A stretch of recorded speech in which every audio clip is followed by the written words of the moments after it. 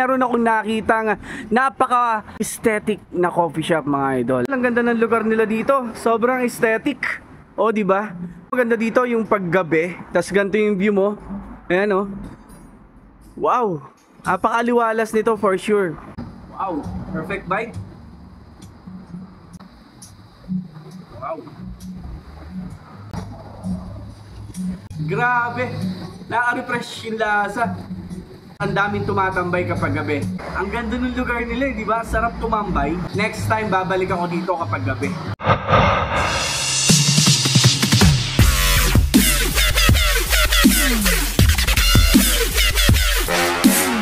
Yan guys, nandito tayo ngayon sa Bypass Road. Yan, dito sa Bukal, mga idol. Ayan, ang Bypass Road yan. So, alam naman natin na lahat, yung from Calamba tas to Greenfields, itong bypass. So ito guys, meron akong nakitang napaka-aesthetic na coffee shop, mga idol. Ayan, ito yung Bypass Road Cafe. Yan, so 3 years na sila dito guys. Napakaganda ng lugar. Pakita ko sa inyo ha, kung gaano kaganda. Wow! O diba? So ito yung air condition na section nila or area. Ayan. Tapos, syempre, they serve pastries. Ayan. And their coffee. Ito. Yan. So tapos maganda dito guys, meron silang likod dito. Ayan, ito for sure pag gabi, ang sarap tumambay dito. Wow. Kasi ito yung view mo, mga idol. Di ba? Tapos meron sa kabilang part doon. Ayun. Napakalaki ng place nila. Doon sa labas, ang liit tingnan, di ba? Pero pagpasok mo, yan yung makikita mo dito sa loob.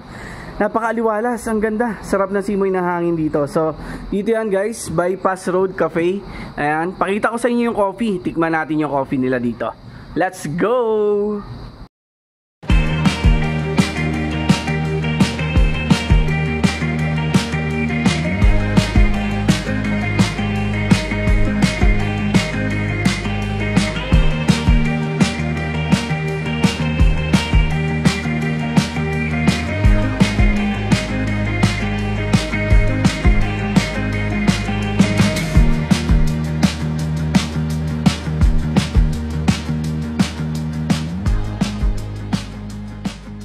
So yun guys, ito yung titikman natin dito sa Bypass Road Cafe.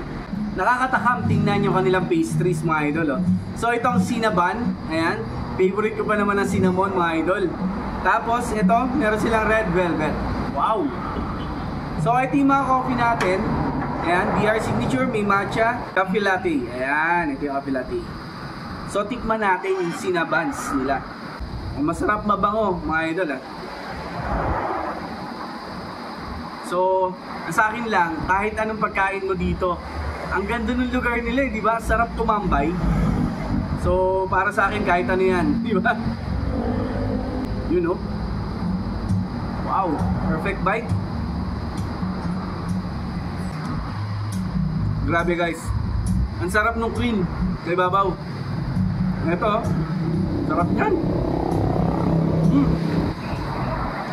Tapos, red velvet. Yun. Wow.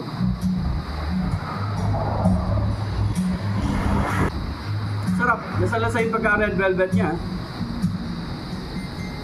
Punta tayo sa kape natin. Diba? You know.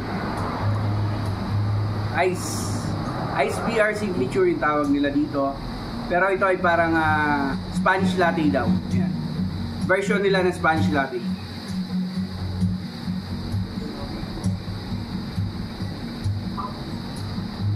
Nice. Ang sarap. Grabe. Nakaka-refresh yung lasa. Sarap po. Tikman nyo na rin to, mga idol. 3 years na daw sila dito. Ha? Tapos ang daming tumatambay kapag gabi. So ngayon, medyo hapon tayo pumunta. Next time, babalik ako dito kapag gabi. Para tumambay din. Sarap po.